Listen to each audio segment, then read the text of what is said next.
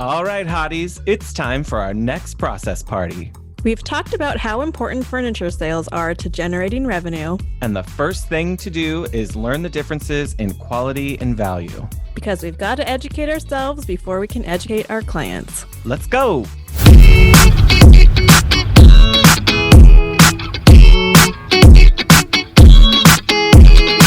Hi, I'm Rebecca of Studio Plum. And I'm Shaun of Renstead Interiors. We're interior designers Turned internet friends. turned real life friends. Welcome to the Hot Young Designers Club podcast. We're not that hot. Or that young. Every week, we'll be spilling the tea on how a new generation of interior designers can run their businesses. Welcome to the club. Hey, Shaun. What's up, Rebecca? I hope I am loud and clear because I have a new cable for my microphone.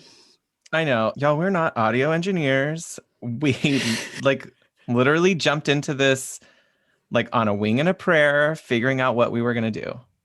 So my new cable is what's up and my voice levels. We have to constantly go oh, we want that to be better. We want that to be better. And so we're learning how to be professional podcasters.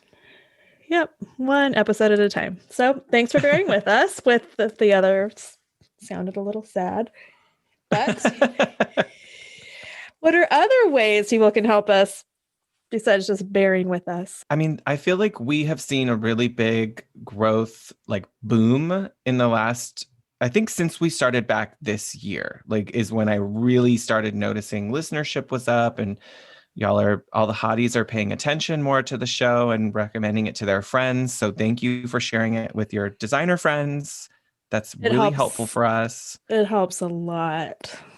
And for us being able to turn this into a community and a platform where we can develop partnerships and sponsorships to help us keep the show going. Every bit helps if you give us a rating, number one. Just a little note, a little 5-star review on your podcast app is super helpful. Yeah, so not just the rating, but also writing a quick review. And that helps because all the algorithm gods of the various podcast platforms put us as recommended if you listen to other podcasts, and they list us with those podcasts, and they help us show up more often, which means more people can find the show. And that's the main way that podcasts grow and reach new audiences. It's not really through Instagram. It's not really through web searches. Everything that you do, if you've enjoyed the show, helps us grow even more. So we appreciate that. We really do. Or Facebook groups. We're all in a bunch of them. We'll be probably referring to a few of them today. And sharing some episodes that were helpful. We always like our little spies out there giving us a boost. Yeah, we've had our hottie spies. A few hotties will go, oh, I didn't even know you were in this group. And I'll see that they mentioned, Hot Young Designers Club or something. And then it starts popping up in my page that they did it. So I love seeing that. And we're celebrating. I mean, we're having a lot of milestones lately. We are. But this one's big because it's a number of downloads. Yeah, I get really weirdly hooked on number goals, which is weird that I'm the one that is because I'm not the mathy person. But I really was excited to see we hit 20,000. 20,000 downloads. Guys, that's like a full stadium. Yeah, if all 20,000 people showed up, it would be crazy. Yeah.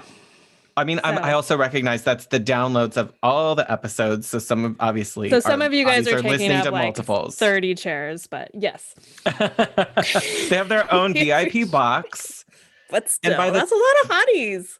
And by the time this episode airs, it's probably going to be even way more than that. So that's the other thing we've leveled up this year is we're really planning out our content calendar, our guest calendar and everything. So that way we have more content lined up for you, but also to help us be able to still operate our design businesses by being far ahead. So if we want to take some time off or we need to take a week off for big presentations, we don't constantly have to be recording right before everything's going to publish, we're able to get pretty far ahead and kind of give us hopefully a little bit of that work balance. Right. Life goes in there somewhere, but yeah, and it's kind of gross sometimes, I think, when where people talk about numbers and behind the scenes stuff, the business side of it. But just remember, yes, we are both running businesses. We have been providing this as a free resource because we really enjoy it. But at some point, like, it all has to balance out. So totally. Thank you. Thank you, hotties. Should we jump into some fizzle sizzle of the week? Let's do it. All right. You first. Okay, fizzle. Ugh, I have just got to stop reinventing the wheel. It's just, well, honestly, it's like everything. The seven in me wants to reinvent everything all the time. But okay, my proposals, I got an upgraded proposal template through Dubsado that we both use, and it's really beautiful. And I had been using it for furnishing proposals, but I hadn't done one for a kitchen or a bath yet.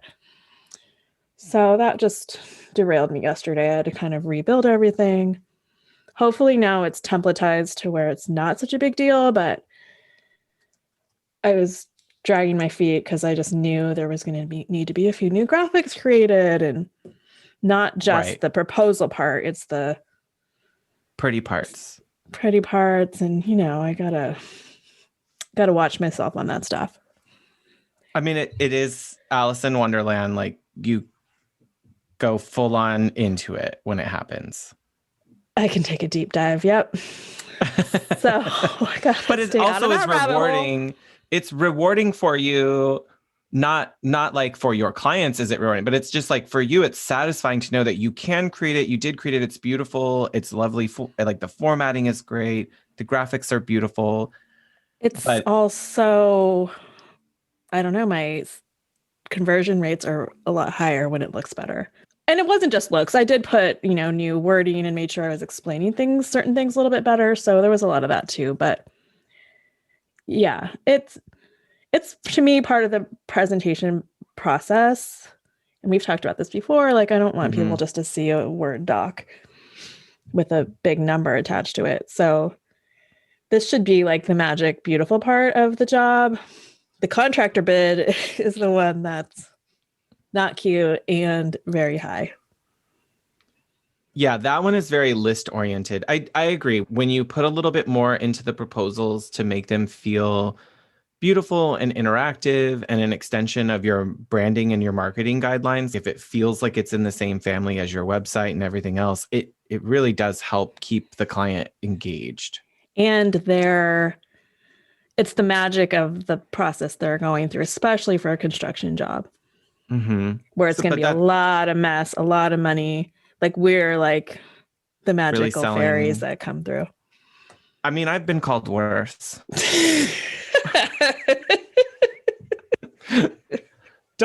I'm not bothered by being called a magical fairy, so. You kind of, yeah. I mean, but yeah.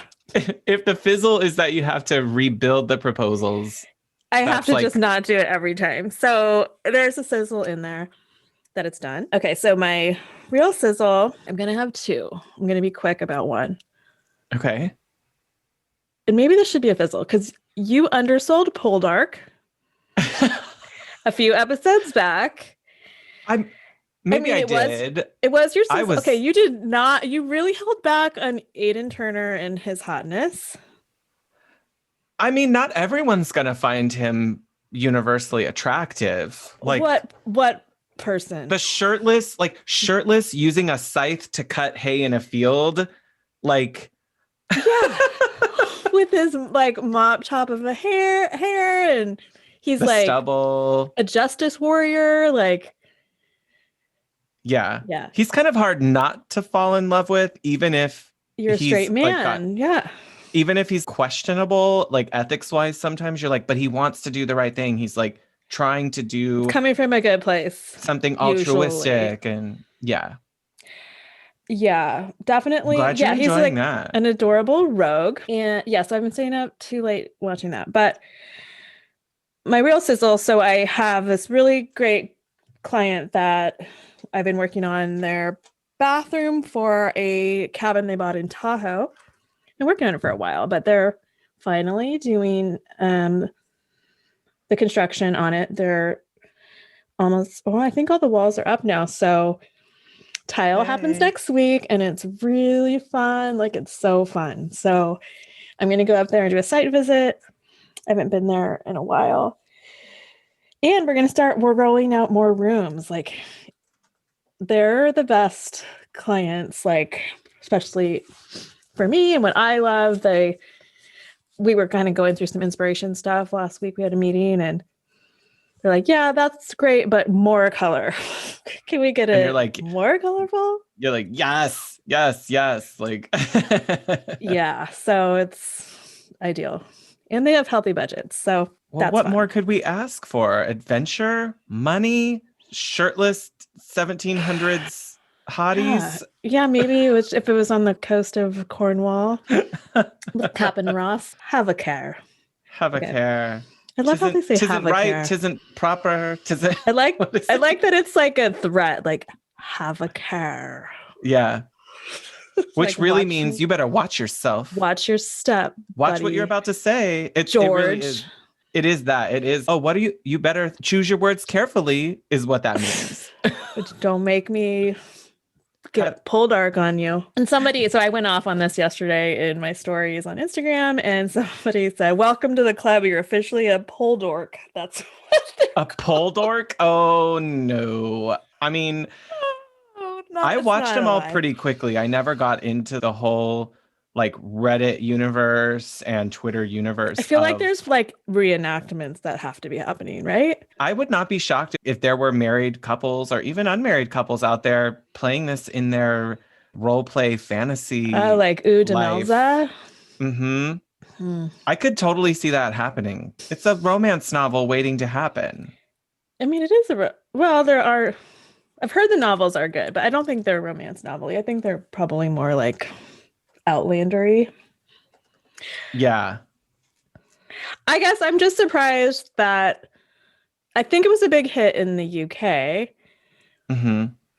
Because I've now read a book that they mention it. So it's part of the like pop zeitgeist culture there. Yeah. But here I'm like shocked that I think it's better than Downton Abbey. And it's in a different way, but I might agree that it tends to move faster and it's a little less serious like at times. Or who done it or like yeah. But it's not Downton was all about the grandeur and the fantasy. And I feel like Poldark is not a fantasy. You look at these houses, they're living in basically rock hovels on the side of a cliff. Not all of them, but also you side with like the point of view is more of like the everyman, not the wealthy. Genteel, yes. But I don't want to like cook in a pot over a hearth and people die from laryngitis. Like if Captain Ross wants me to. You're gonna go and get your blistered hands having to take care of chickens and horses and goats and oh my. Okay, that was might did get cut out. Okay. I'm okay with it. In Shaun's camp of fizzles, I told you about this before I went to it, but I didn't do a follow-up story about how it went. I'm sure they're all over the country. They're having these things. It was one of those drive-through experiences. Oh yeah, you didn't. And I didn't follow up on it, but this one was for Stranger Things, and it was like a Stranger Things experience. And it was one of those drive-through things because we're trying to just do something, not just sitting at home every night. Rewatching Poldark. And I will say this, it had really great production value, but it was you're still basically driving through a parking lot and a parking garage. And they have, in this one, there were actors who were dressed up like characters from Stranger Things. And I really like Stranger Things as a show, but they had full costumes of the Demogorgon, like It was like a bad haunted character. house, basically. Kind of, yeah. They had this whole strobe lights things, and there's radio stations you tune into. It's basically like they're acting on a stage, but they're running around the cars, and you were actually people they were So it's trying like to Universal protect, Studios but in your car. in your car mixed with And a you're haunted house. That's not right, that scary. right. Okay. And you have to wait in a line just to like start the event. So that's kind of annoying, like a Disneyland line, but you have Yeah, to so wait in it's your car. basically, okay, I'm just going to keep reinventing this. It's basically a Yeah. Disneyland ride that they Yeah. built in a Yeah. garage, and you are the little car. You're the boat or whatever. You're the little Autopia vehicle or Without whatever it is. any Like, drops or but so physical. I was smart because this is the second one we've done. And this is why it's my fizzle. One, if I'm not driving the vehicle, I start to feel a little bit car sick everywhere I go. Doesn't matter where. It's been that way my whole life.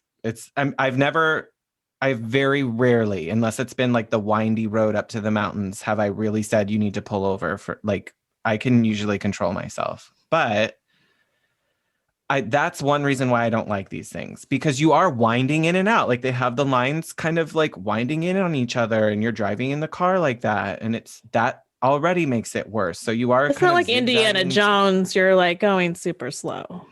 No, yeah, you're driving slow, but you are like driving through Like a lines car as wash. they're having you go in and having you wind around, and it's really annoying. And so Shaun will usually drive for stuff like that, because I also hate the driving, because you're on defensive the whole time. Like there's a things are cone, there's a person, there's things pop coming out. around. Like, do things come out? Like, are there pop outs? Yeah. No, not like that. Like it's all real people, so they're being conscious of like not coming up to your car so they don't get their foot ran over or whatever. But I don't like that stuff. If it was up to me, I wouldn't have booked this. That's why I'll say it. And I was smart this time because this is our second one we've done. Last time I didn't bring snacks. This time I brought snacks, because the last time was an hour and a half, and it was like a electric dance rave type of thing, because all the festivals have been canceled. No, it was around that time of year, but it was like all these like, if you were high, it would probably would have been awesome because all the lights are everywhere and everything. But you have to drive. Like you can't you shouldn't be high if you have to operate heavy machinery like a vehicle through people. There are laws against that. So just saying, the experience itself, if you don't mind being in your car that long and not being able to go to the bathroom and having like all that, great, more power to you. You do it. I did not love it. It's a no from me. And that's my fizzle. It was okay, but it wasn't great. And I wouldn't recommend it to other people that I know. So I'm kind of ready for all that. I just want all that shit to be done with. I don't want that to be a thing anymore. Let's just go back to the theater where we're not buckled up and you just sit down. Yeah. Yeah. So it's kind of embarrassing. I don't know. Like they have to keep resetting and doing the same thing. For them, it is, I bet. Yeah, they have to keep doing the same That's thing. That's what I think of. I would for be hundreds of vehicles. Like I would be thinking thousands. of this actor. How are you still like on? Yeah. Luckily for us in Los Angeles, there are plenty of people who want to be actors. Like this is like an only in LA thing, it seems like. You'd have to definitely have a lot of people who would want to do a show like this and be extras. And they're like, yeah, I got this job for you. It pays $300 a night. Like, I don't know. It's a big production value, though. Like Toyota is a corporate sponsor of this one. They had big production value. And it obviously cost a lot to put it together. It was like $30. So it wasn't that expensive. Like per car? Per person in car. Dude. So yeah, like if you packed in your car with your whole family, you're still paying, over $100. Oh, this would be where I would do the drive-in trick with the blanket in the back. Like, yeah, go to a drive-in movie. No, but you just hide your kids in the back under a blanket. Oh, literally. Okay. Like kids, get in the trunk. Mommy will get you out. You are not getting a full price ticket for this situation. Okay. Well, so that was your fizz. That was my fizzle. The sizzle. I feel like this is kind of a sign of who I am more, is I'd rather just sit and vibe at home to stuff like this.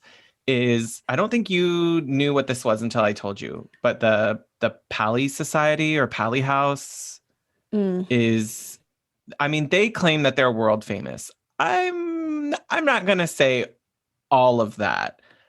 It's tough because all of their locations are in the US. So it'd be hard to say that it's, world famous. But Well, now that you've Pally, promoted them on this podcast, they are. now it's freaking world famous because we have hotties in like more than 44 countries.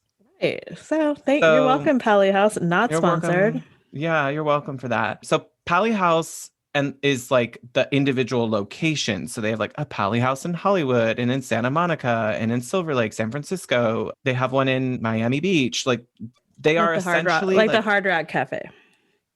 Oh, nothing like that. No. I know. It's actually a bougie like society. Like you pay to be a member. But they have like they have restaurants and bars that you can go into. They have hotels, but if you're a member, kind of like Soho House, you can stay at different hotels. They have residences, they have suites. It's a social club, yeah. It's a social club, but they're all designed to be really beautiful and gorgeous. If we'll put the links in the show notes to the Pally Society, you guys can look at it. Design-wise, they're really beautiful places to look at and to be in and to hang out in. So one, I miss that about Los Angeles when a lot of these places were open publicly indoors. So you could just chill and have a drink and do that. But part two is they have a Pally Society Spotify playlist that's music that fits their energy. So it's very Sunday brunch, but it also transitions because it's like a 5-hour playlist. So it has portions that feel like cocktail time and others that sort of feel like brunch time.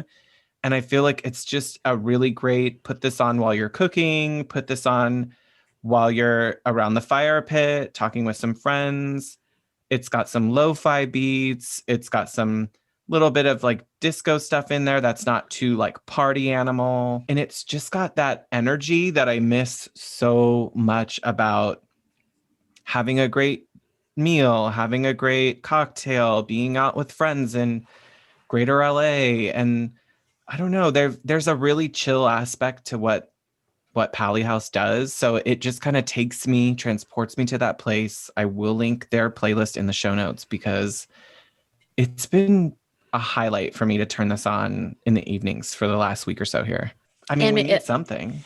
I mean, it makes sense that it's a social club and then it's making you want to be social.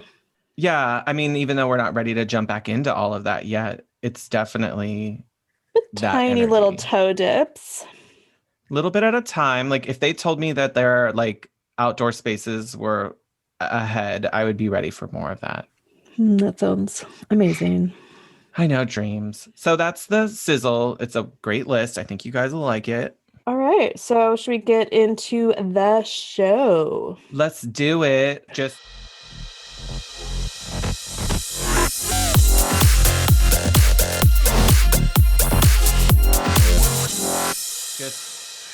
disclaimer to everyone. Disclaimer.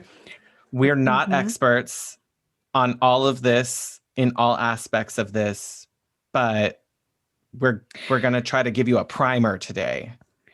Yeah, or at least a figure this out for yourself and kind of create your own definitions internally.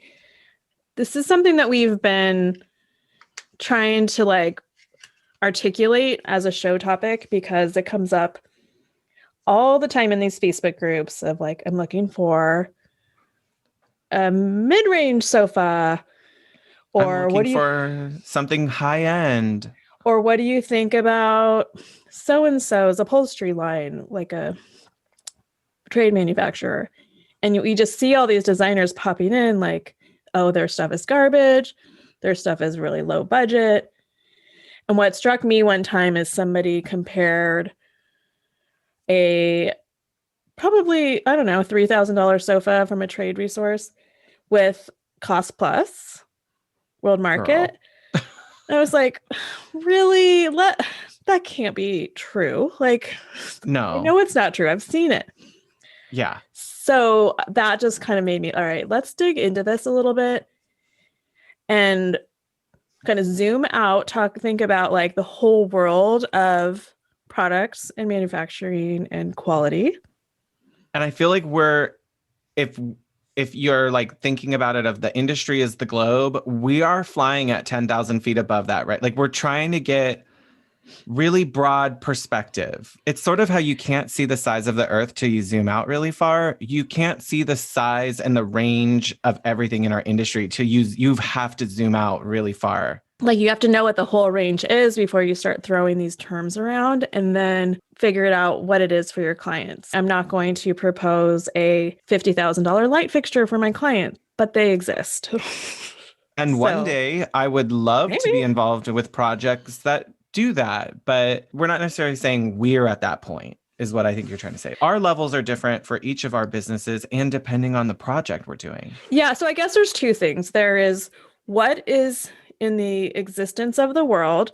We all know there's Walmart level of furniture, but let's also remember there's shit being made in Europe that is crazy. There's hand woven silk tapestry wallpaper being made by hand. Hand-woven leather wallpaper, just stuff that's not on our radar. So when we're throwing around terms like low end, high end, mid range, that means nothing to me when people say that. Right. I think we need to know what the whole world has, and then each one of us needs to determine our own, basically kind of like what we're going to sell, like what's in our shop and what do we consider at all those budgets.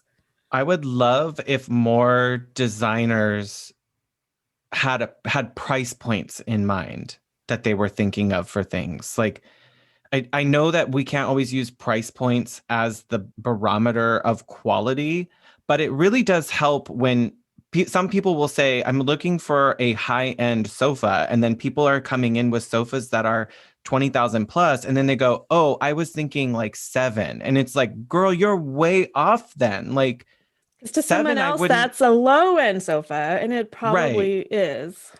So I think that helps. One, it'll help raise your credibility and the impact of your professionalism if we stop using relative terms like that. Yeah.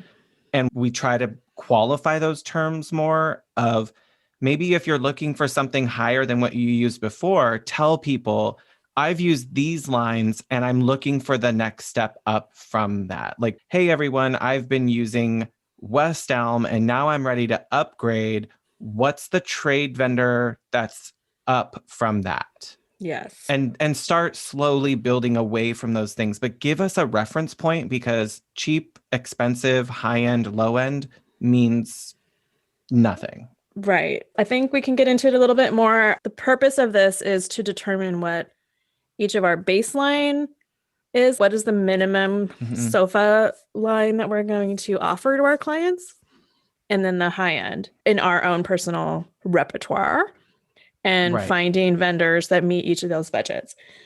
Somebody mentioned in one of the groups that I thought was really interesting was when talking about a client budget, if they have a mid-range budget, to mix in high-end budget items and low-end budget items and get your mid-range budget by that average instead of just all mid-range items, which I thought was a really great way of looking at it. Because you don't have room to splurge if you're aiming everything at mid-level. There's nothing that's a little bit higher mixed in.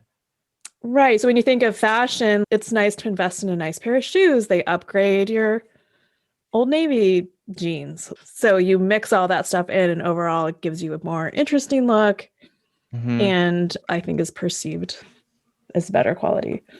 Right. And we're going to continue to bring in manufacturers and vendors and industry partners to help educate us on what makes products different and how pricing is determined. We're definitely not the experts on all of this. So we recognize that this is just the beginning of what will potentially be a longer ongoing conversation to help all of our hotties get a bigger perspective. Yes, because I mean, there's just so much to learn.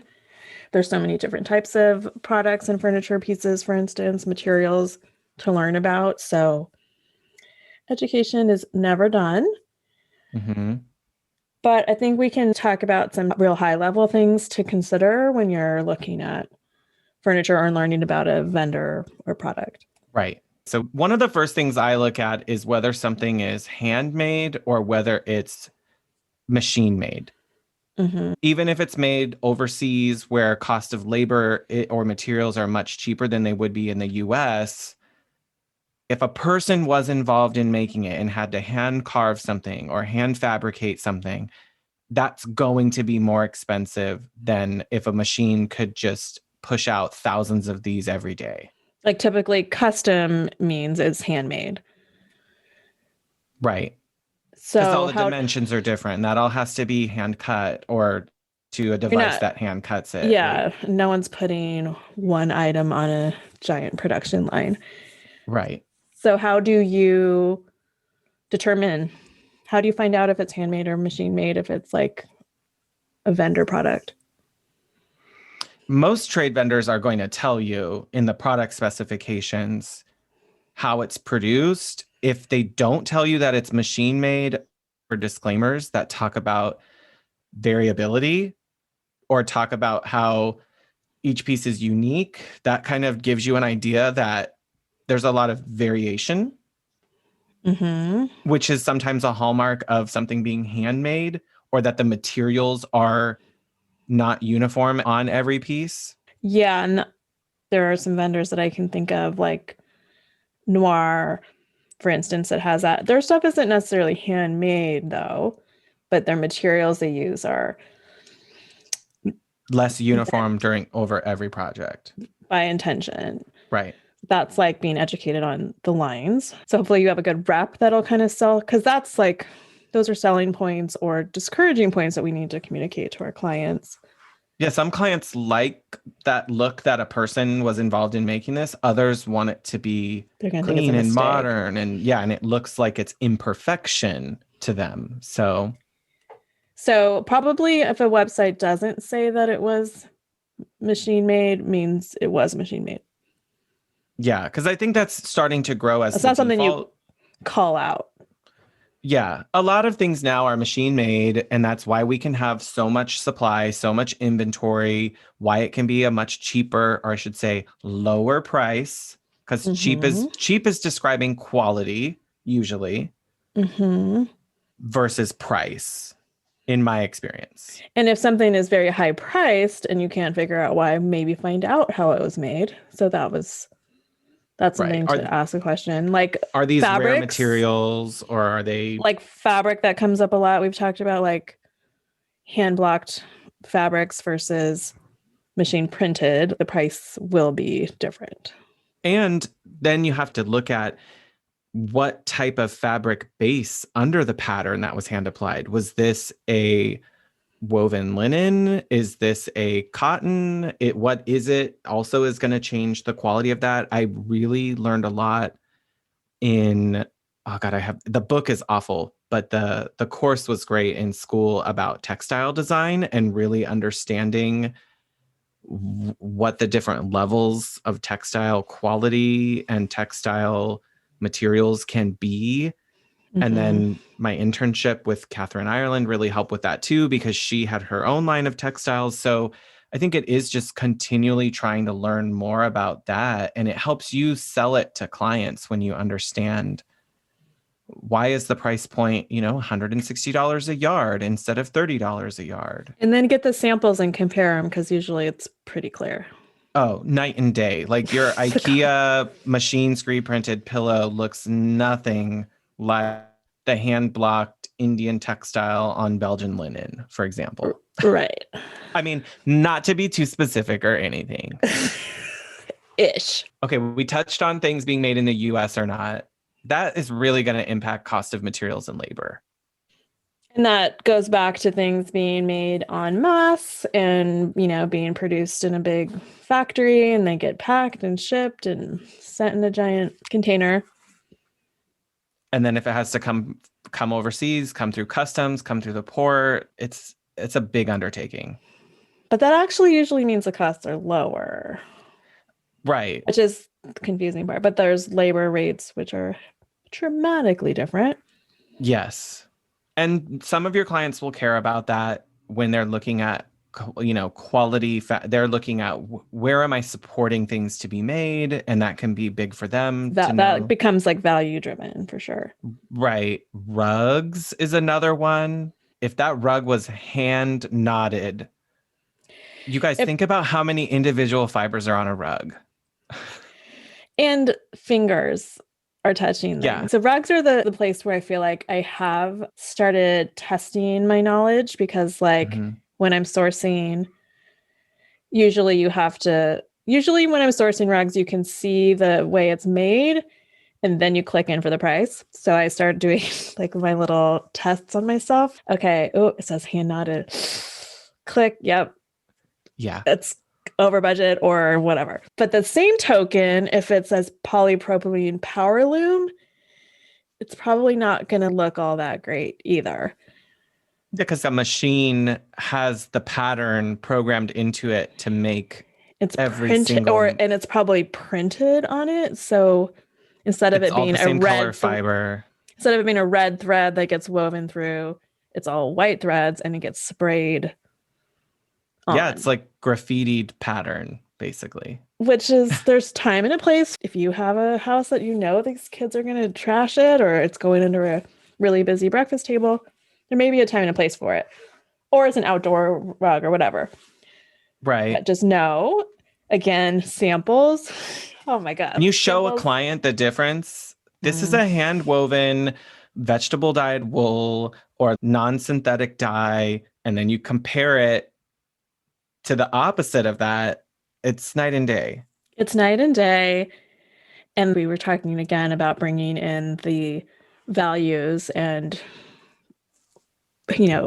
supporting communities and people all over the world that need it. If the company in question is doing a good job with their manufacturing processes and their employees, then it could be worth a higher price because you're paying somebody what they're worth, not for just what the product itself is, what worth we put on it. Hey, Hotties. Have you ever listened to the show and wished you could ask us questions? Well, we just opened up private coaching sessions. Now you can book 1 or 2 hour Zoom sessions with Rebecca and me. Together, we bring over 40 years of experience in our combined professional backgrounds to help you with marketing, finance, and business strategy. We're here to guide you on anything from branding to systems to the emotional guidance that you need to run your business. Book today at hotyoungdesignersclub.com/coaching or use the book now button on our Instagram. We can't wait to meet you. One that's local to me that I struggle with is cabinetry.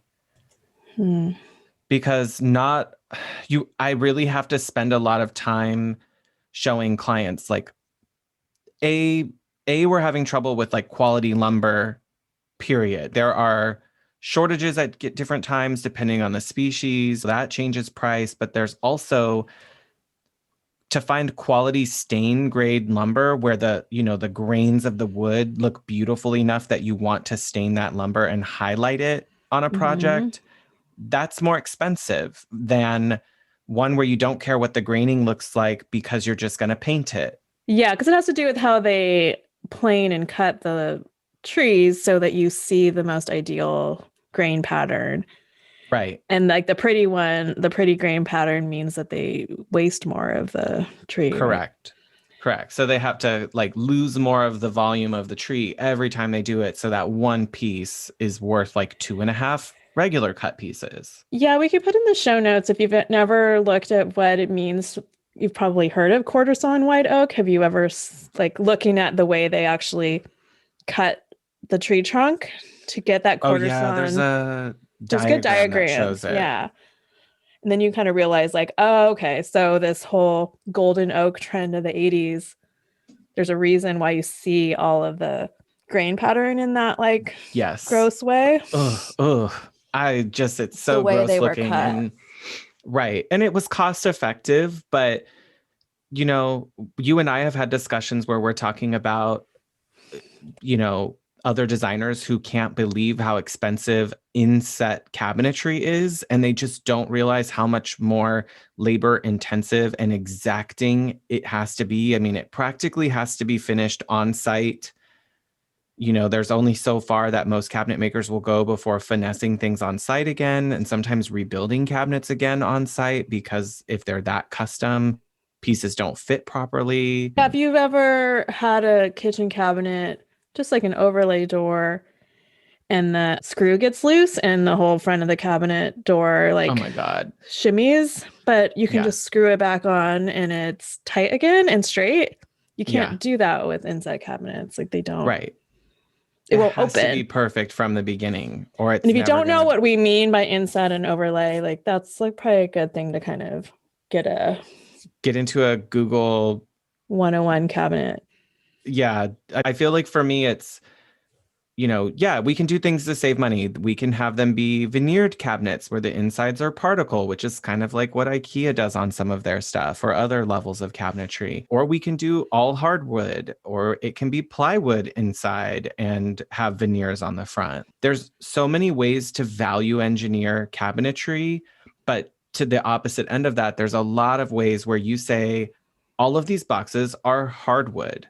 All of the fronts are hardwood. The insides are all satin varnished in exposed wood interiors instead of just painted interiors. And all of that really starts leveling up the cost of, are they partial overlay doors? Are they full overlay doors? So they have to use more material to make bigger doors. So how do you recommend we learn more about that? Like, Cabinetry? start talking to a custom cabinet guy and just Talk to a cabinet guy when you're thinking about doing a job.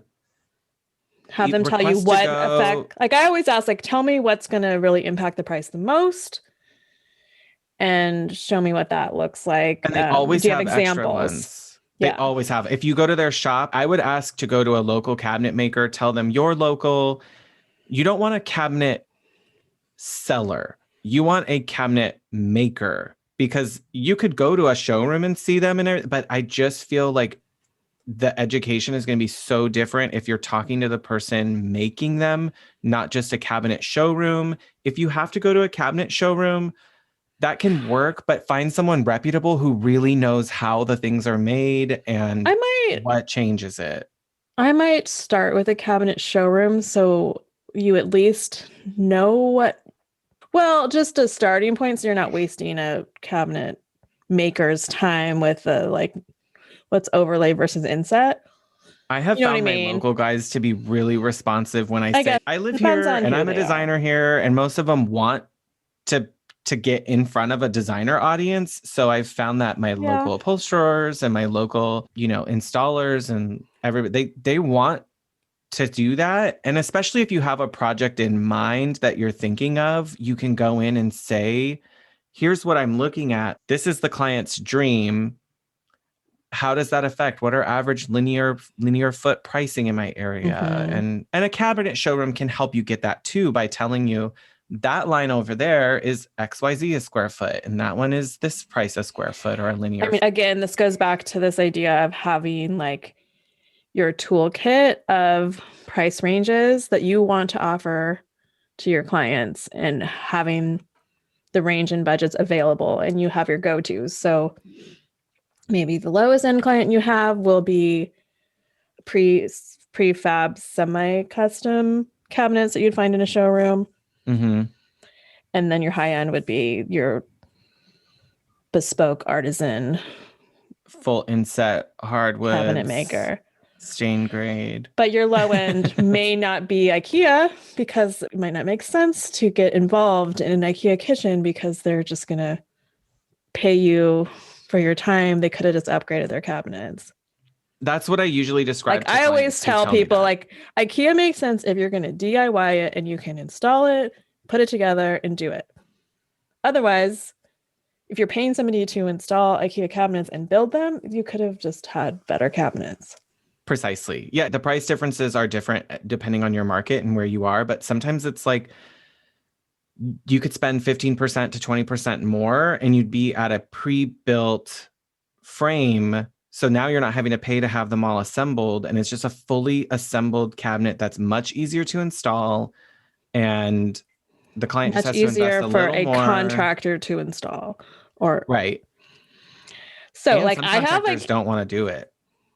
IKEA? They don't want to mess with IKEA because they make No, they nothing won't. off of it. They make nothing off of it, and it's not in their streamlined system. I have IKEA cabinets in my house, but it's because we DIY'd all of it, and Right. that made the price stay down. So there's no time and place. You need to decide, again, determine where it all fits in your business. Right. The same goes with furniture frames. There's a ton of furniture stuff, case goods, how drawers are put together, if it's veneer or full wood, similar to cabinets. You just kind of got to get educated on each of your vendors and why their pricing is what it is. I agree with that. Upholstery, we unfortunately do not have a whole episode right now to dedicate to this, but things that we look for at market when we're looking at upholstery, or if you're in a showroom, I really pay attention to the outside first, because I think that's what we see. So how do patterns line up? Or if it has like a stripe, or if it's just a bigger print or something, I look at that first, because if someone's looking to take shortcuts on cost, they won't line up the repeat of the patterns exactly on cushions and like from the back of the chair to the cushion to the front of the skirt. Right. Like all the lines or patterns won't match each other. But ideally, like if I'm looking at, say, a pattern on the back cushion of a chair, I want to see the seat pattern match up exactly into that crease. But that takes a lot of extra fabric. You have to waste a lot of fabric doing that. So that's why you see a lot of, in mass-produced furniture, you see a lot of it is just neutral. It's all solids, it's all neutrals, because it's easy to match them up. Or it just doesn't match. Yeah, there's no match, doesn't matter.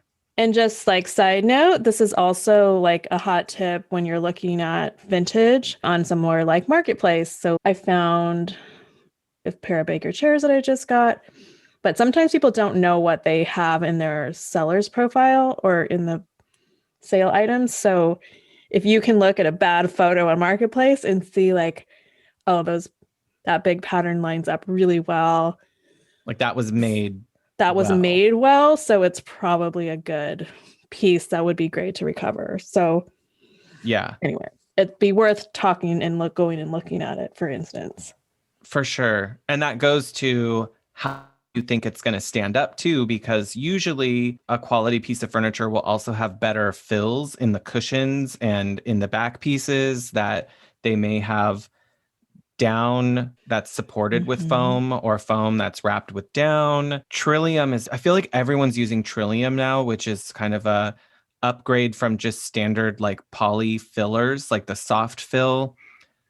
And I feel like you probably have a lot of polyester fill in your like home goods type of level or Target level pillows. And then Trillium is like an upgrade because it acts more like down, where it's soft and it kind of cushions better. Yeah, it's manufactured down, right?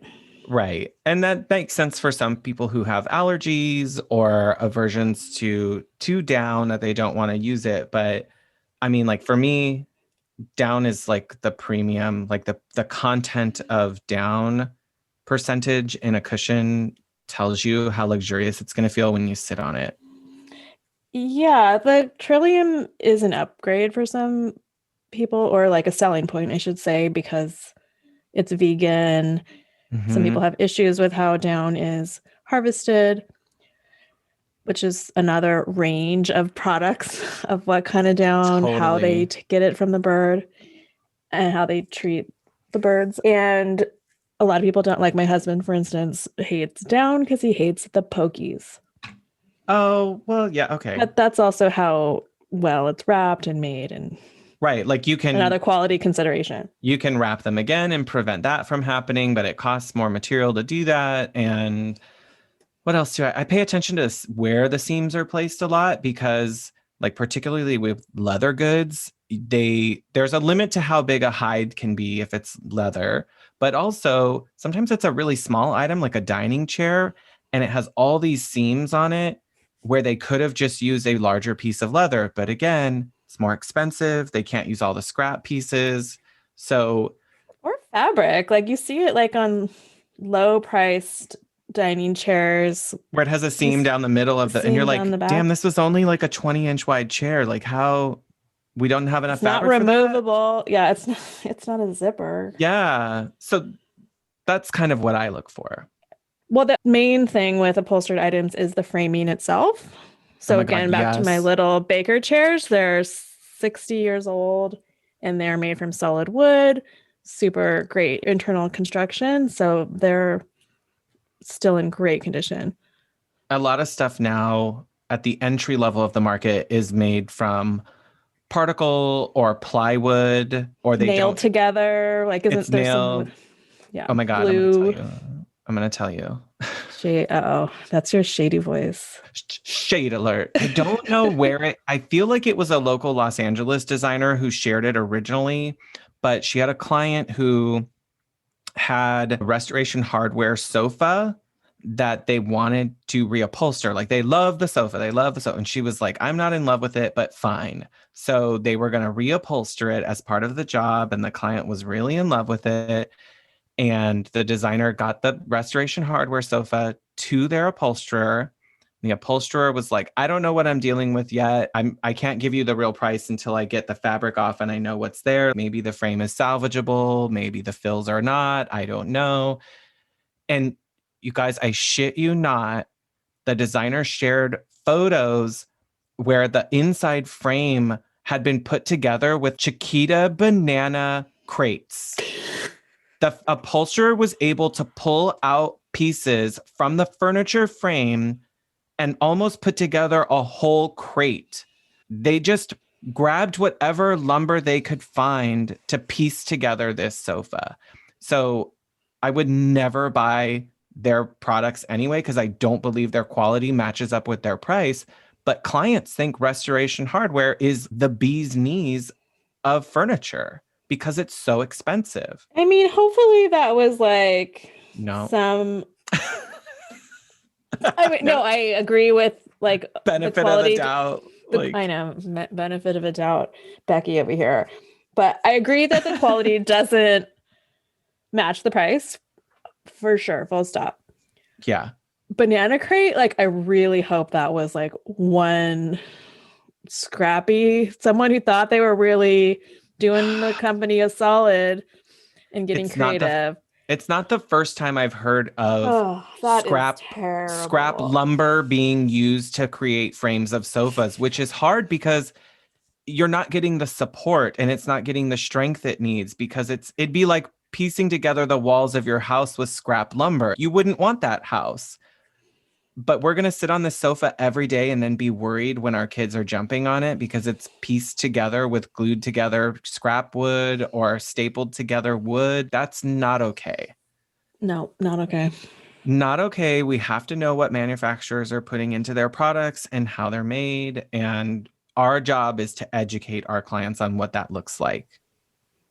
Yes, that is 100% our job, because client education is a sales tactic, like the number one sales tactic, because you're not just going to put a random price on something and expect people to pay for it, especially when they don't know what things should cost.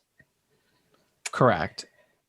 So I always think of like my own personal journey that most of us have probably experienced.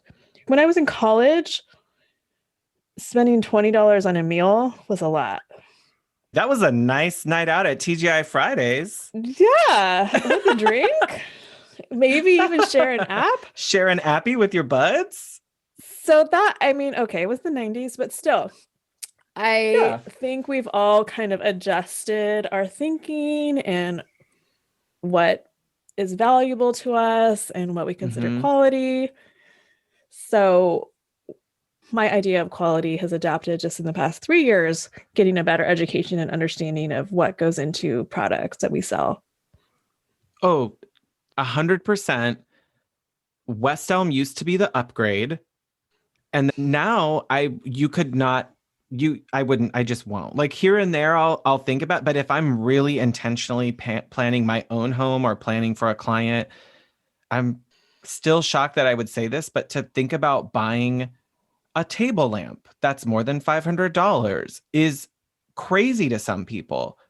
But I have a $1,200 table lamp. You don't have kids throwing shit around. I don't have kids messing with my shit. But I also, if you had asked me, no, but that at isn't 21, it is not crazy. Would you ever spend $1,200 on a light fixture?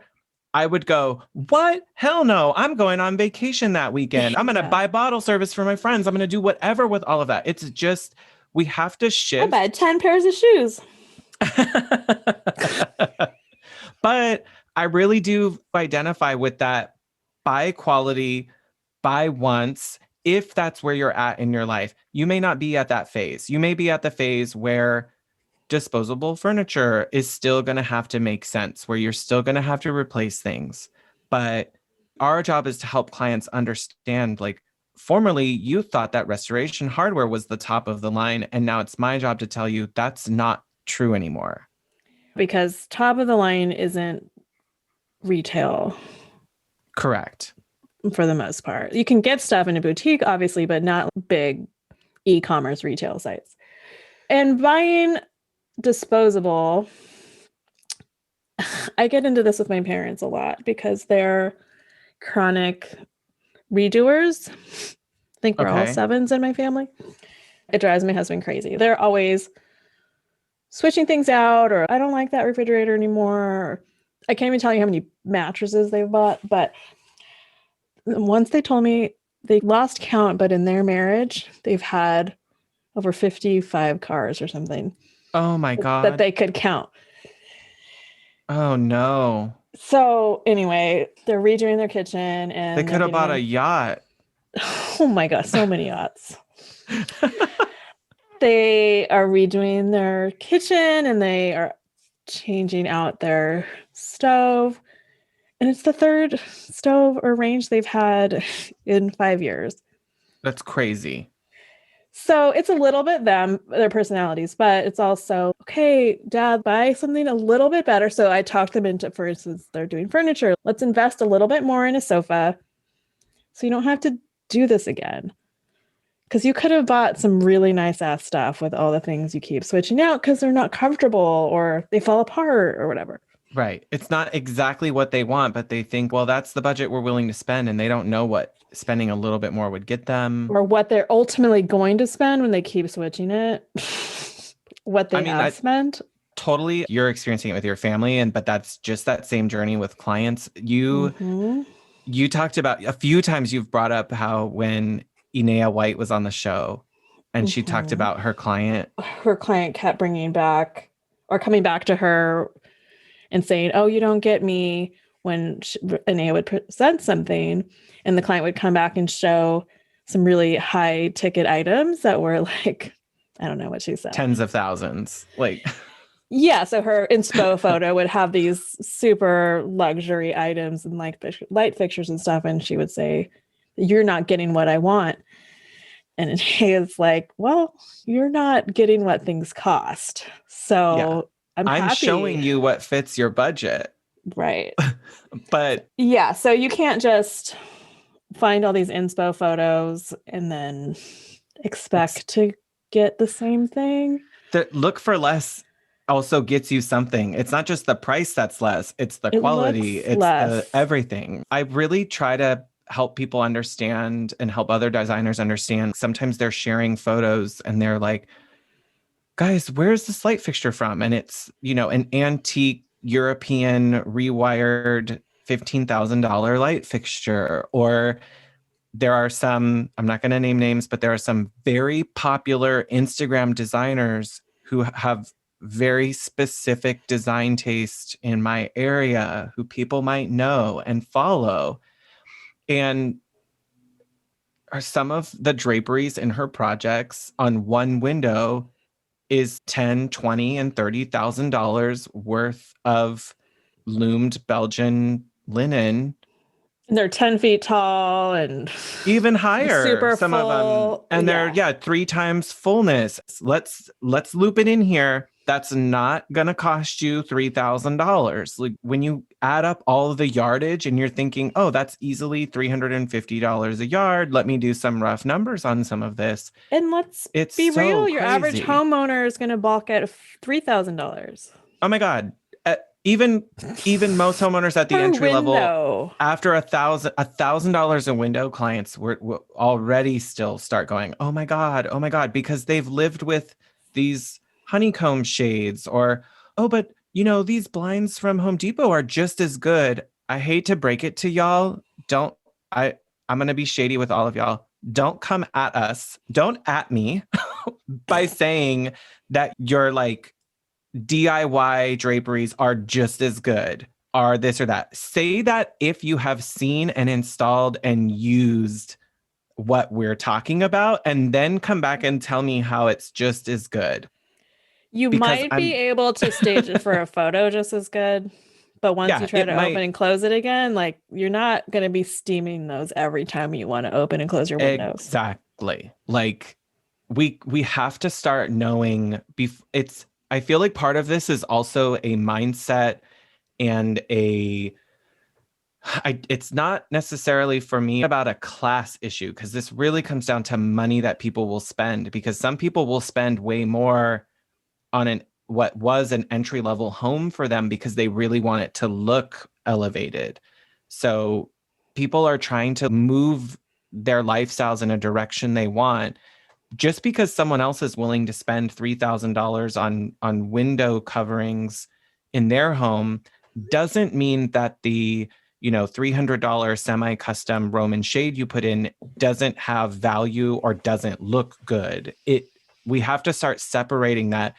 Saying one is beautiful doesn't mean something else isn't. It doesn't mean that what you're doing right now is worse necessarily. No, and there's an appropriateness for different levels of homes and different neighborhoods. You don't want to overinvest in your house. Probably don't put $30,000 Belgian linen draperies per room in your little house, cottage starter home. That doesn't make any sense. You just need to get all that stuff, right-sized. I feel like it definitely appropriateness comes down to where I think what I'm trying to say is sometimes designers feel defensive when someone tells them, oh, this client spent $5,000 on draperies or on window treatments. And then someone will come back and go, that's crazy. And then I'm like, hold on, why is that crazy if that's their client and their project and the finish level and it doesn't make it crazy that someone would spend that money. That's your own mindset. If your reaction is to say that, that's you saying, I would not place this value on that. I would rather spend that money on something else. That's a value conversation you're trying to have. And it goes both ways. So another designer might say, what? You put a Target side table in that client's house? That's crazy. Yep. But it might make sense to bring in Target accessories for a certain level, just to get it done and get it wrapped up and photograph fine. Yeah. But there's a time. So there is a time and a place for all the things, which is kind of back to my point, like build your bucket, your toolkit, whatever, what makes sense for your clients. I mean, I think it would be hard to make a profitable business selling all entry-level big box store furniture. Oh, yeah. It's not the greatest quality overall. It's kind of considered disposable. And again, like if you one of those pieces, you can spend somewhere else for, with your client. They can invest in another piece that is more important to them. And I know we're going to have more episodes about this because I think we're just scratching the surface, and maybe even for some designers, like ripping off the Band-Aid of we gotta get this off. We've got to start the healing process and understanding like what the full breadth our industry has to offer, because we want you to feel like you can grow into those spaces without being intimidated. And we want you to have confidence doing that. Yeah, I think this came up. Somebody on Instagram was talking about, someone asked her if you have to come from money to sell a luxury service. Hell no. Yeah, which I thought was really interesting. Hell no is absolutely the answer, but you do have to get out of your own money mindset way. Yeah, you can't still live that life, that no money life. You got to get out there and do the research, learn about things, look at auction houses, pick up an Elle Decor and Google search all the sources, get on first dibs. I mean, you have to give yourself a whole education. See it, go to market, feel it, ask your reps. All of this is really hard to communicate when you're just looking at pictures on the internet. So you have to see it.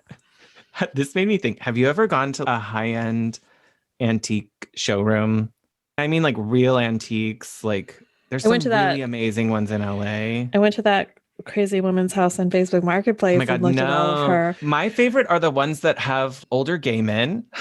Like super, whatever you guys are picturing is probably right. But the older gay man who's there and he's like, honey, come over here and look at this. Can you imagine that? And I love the descriptive, artistic quality of language that they use to talk about how things are made, why they were important, where it fit in history, why it's so significant. The provenance of them, like they have little cards with little... I could listen to that stuff all day. Well, that's that lady I met on Facebook. And most of them are happy to share the knowledge because it's taken a lifetime to find all of those things and they want to tell you why. And it really does require from us a little bit of some humble pie to say, look, I'm a designer. I know things. I don't know a lot about this. Can you just, as we look around, help tell me a little bit more about this? Why is this important? What justifies that price tag? What belongs with this?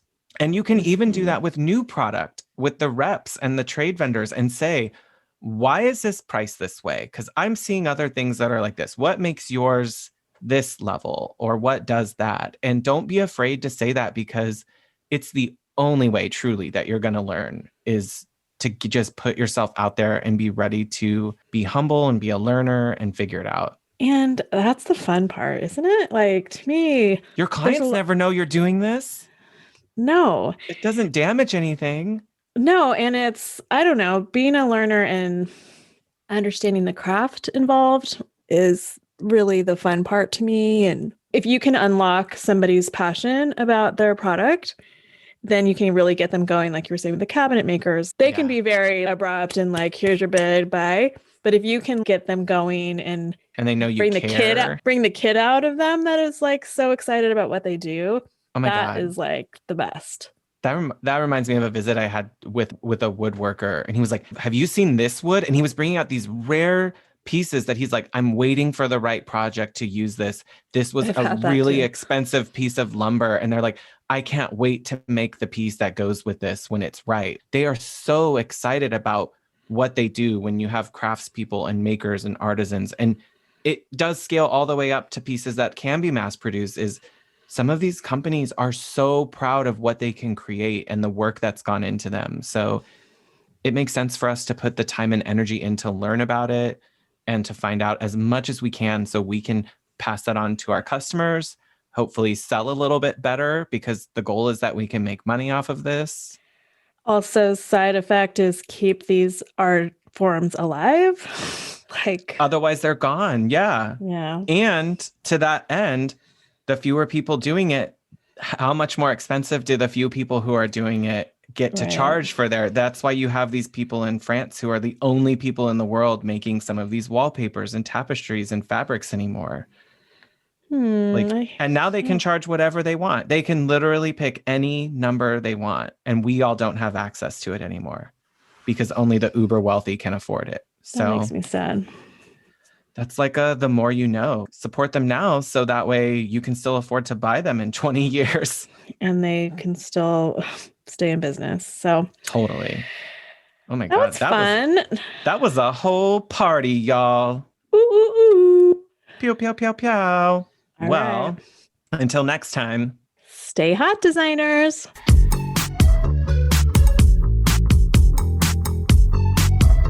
Thanks for joining this meeting of the Hot Young Designers Club podcast.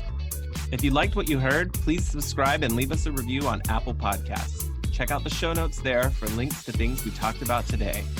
We are keeping the conversation going on Instagram, So don't forget to like, comment, and follow at Hot Young Designers Club. You can find Rebecca on Instagram at Studio Plum. And you can find Shaun at Renstead Interiors. That's WRENSTED.